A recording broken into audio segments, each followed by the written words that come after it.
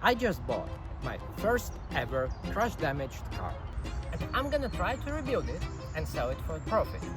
Till then, how hard can it be, right?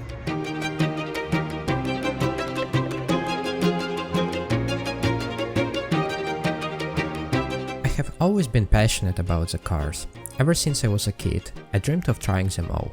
But let's face it, it's not that easy these days. However, after watching multiple rebuilds from Matt Armstrong, I felt very inspired to finally give it a go myself.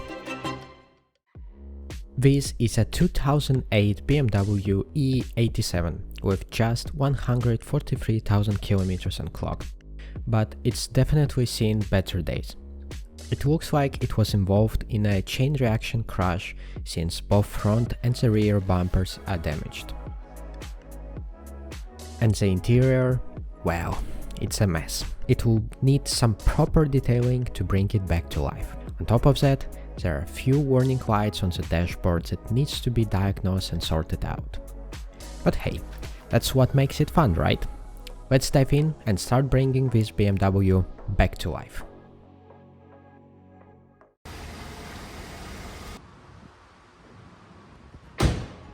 I managed to get both front and rear bumpers from a local scrapyard at a bargain price.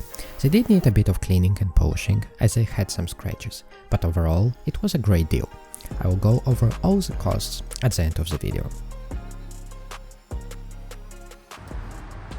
Right, to start with, I want to swap the headlights on a new used bumper to my old headlights because they're less foggy and they look better, so I think it's better to swap them before we go.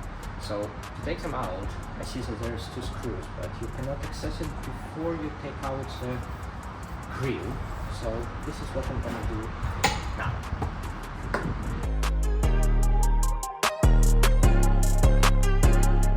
This grill is secured with multiple plastic clips. Since they are not new, I'm being extra careful to avoid accidentally breaking any of them.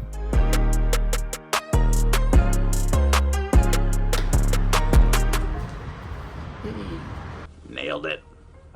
Now when the grill is off, I can finally reach the two screws holding the fog lights. And the second one is also out. As you can see, they're quite foggy and the old ones are much better. So these ones, I'm gonna try to clean them at home later on. I'll probably resell it to make some money on them. The next step will be to remove the old bumper, which is held in by 4 bolts at the top and several screws at the bottom and sides.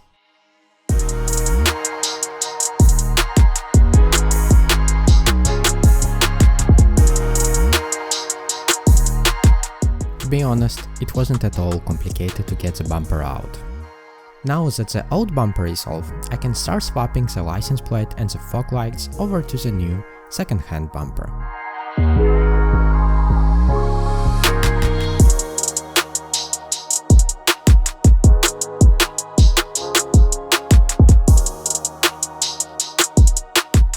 The last piece to go on is the bottom grille, which clips in easily, and with that, the bumper is complete. Before fitting the new bumper, I'm taking this opportunity to upgrade the headlights, which means that the old one needs to come off first. To take out the headlight, you need to unscrew this bolt, one of the bolts here, you need something long to take it out, one here, and lastly, you need to take off these 2 bolts out to make yourself a bit more space, because this plastic holds the bottom of your headlight and you won't be able to take it out. At least I wasn't. So let's do it.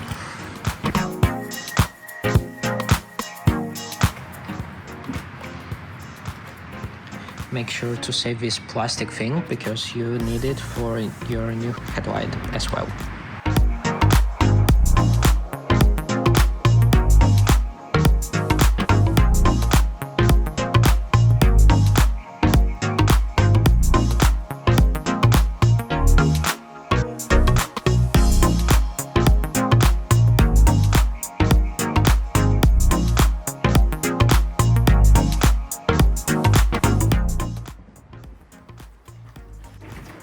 headlight out. Done. After installing the first headlight, I finally understood how everything should be done, and I'm gonna tell you. So this is your new headlight. You cannot put it in right away because you need to do several things. First, you need to install the bulbs because there is no bulbs inside. Second, you need to connect these wires, which basically supplies electricity for your angel headlight. I'm gonna show in a minute how to do it.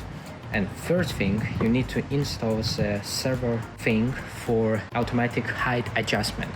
Right now there is a manual adjuster, and because in my case my car has an automatic servo adjuster, I need to replace it. So let's start with servo because it's the easiest thing to do, and I'm gonna show you every step of the process. Hi there! Before we jump into preparation of headlights, I'd like you to consider subscribing to this channel. My biggest dream is to one day be able to drive my favorite cars and perhaps turn out this into something more exciting than corporate 9 to 5.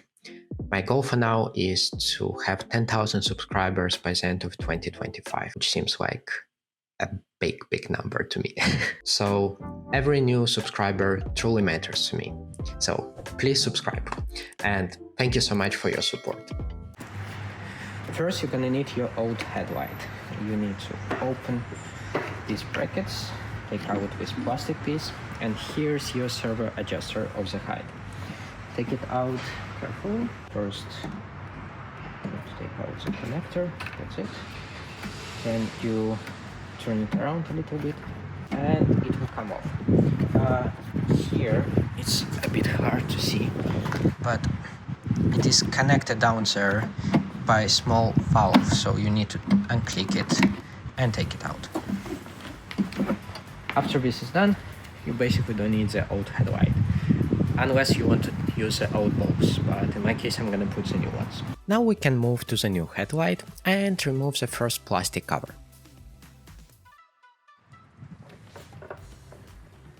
Right, so after you unscrewed the cover, you need to replace this thing, this white thing, by your servo, and here's your connection to it. To do this, you need to first unscrew this bolt.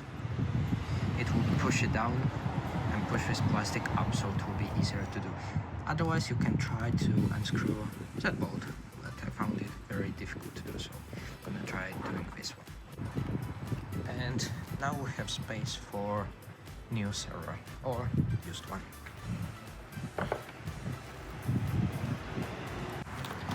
Like this, the servo installed, connected. Now we can put the bulbs in.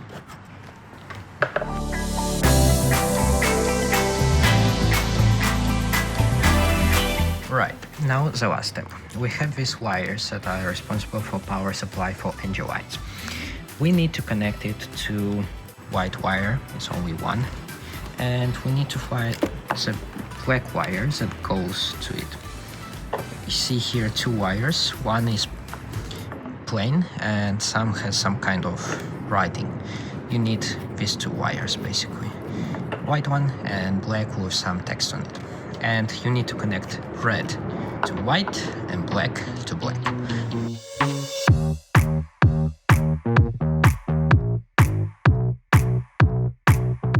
So here's the end result. As you can see, all black ones are connected to black one, all red ones are connected to white one. I'm pretty sure BMW does the same job at the factory once they connect the wires. So let's put this thing in the car.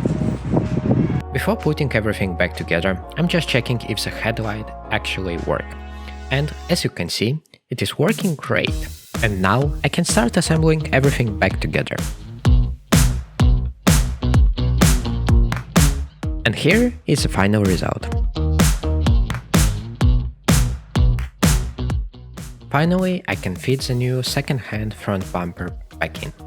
The process is basically the same as taking it off, just in reverse.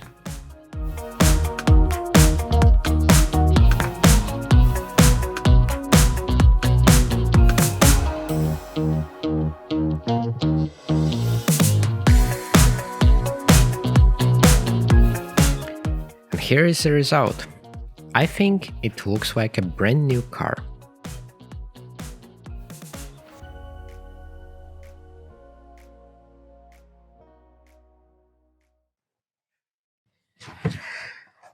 Right. So the next thing that we need to clear out is one of the errors which we got from the engine, and it's concerning the low pressure fuel sensor. So to verify that it's it, I'm gonna use my OBD scanner just to make sure that I'm not doing something wrong. I'm gonna show you what I mean. All right. So as you can see here, fuel low pressure sensor is showing some strange values. So I got a new sensor and I'm gonna swap it to see if this helps. So let's start it.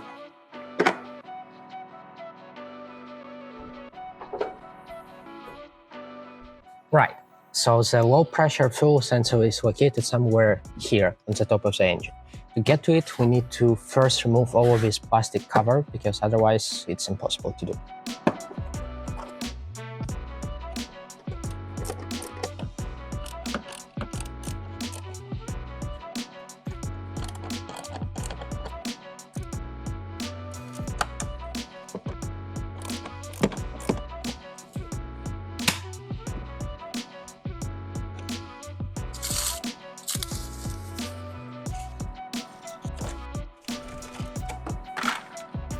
As far as I remember, this clips out. Yes. So like this. This was gonna clip out the bonnet sensor as well.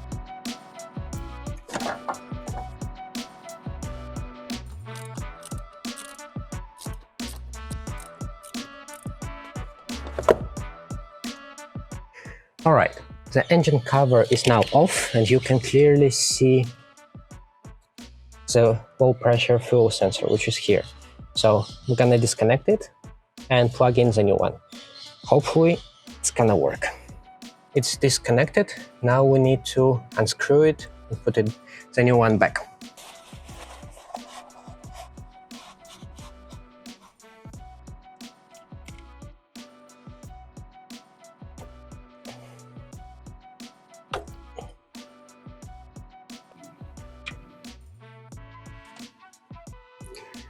Old one is out. And here comes a new one in.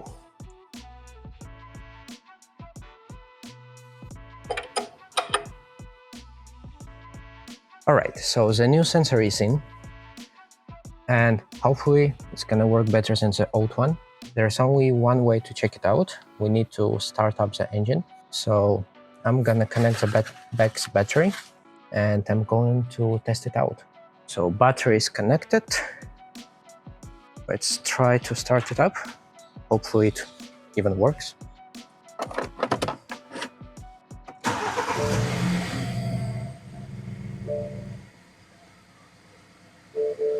Oh, it works. Let's see if it's not leaking anywhere. Looks good to me. I don't see any leaks or anything. So that's a good thing. So I think we have a success. There is no errors on engine control module. Just take a look. Engine control module, okay. So I think it was a sensor and we solved it. So let's go back to the front and put everything together.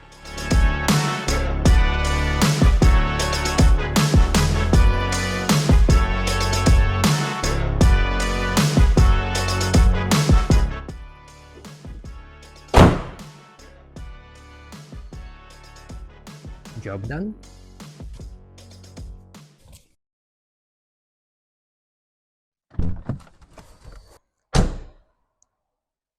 Alright, so since we installed the new headlights, we need to calibrate them so that they illuminate only the part of the road that we actually want them to illuminate, and that they don't blind the incoming traffic.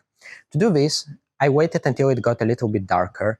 I parked the car 5 meters from the wall, and we're gonna use a method that I found online, which is literally called how to calibrate your headlights.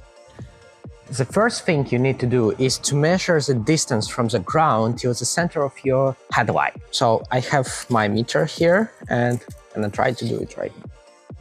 So I have approximately 27 centimeters here. Now we go to the wall.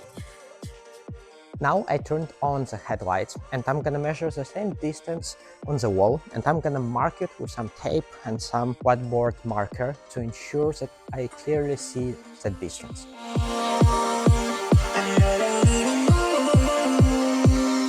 As you can see, the headlights currently are not calibrated at all. You can see the markers which I placed right here, and the light is just all over the place. Let's use manual adjusters on the headlight set to adjust it. Using the vertical and horizontal adjustment screws, I'm aiming the beam so they hit just around 5 to 10 centimeters below my marks on the wall. That way the light don't blind other drivers, but still give a good visibility at night. It's one of those small things that make a big difference, and it's super satisfying to get it just right. I think now they're both positioned quite well. They are approximately 5 to 10 centimeters below the center of the light, as you can see here and here as well. So I think it went well, and we're basically done. Alright, the front part of this car is fully rebuilt, and now it's the time to count how much all of this costed me so far.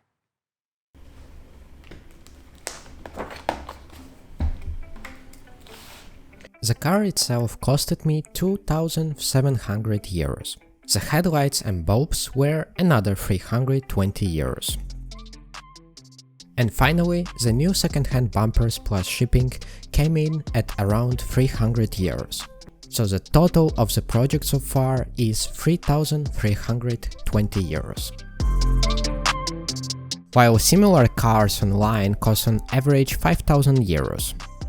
For now, I think we're quite good to go. But anyway, it was very interesting for me to work on this car and to try something new and be able to share it with you guys. And I hope that you also enjoy watching the process, how I'm trying something absolutely new. Anyway, there is a lot of work to be done still, but this is for next episode. For now, thank you so much for watching this video. Please subscribe, leave some comments, and see you next time.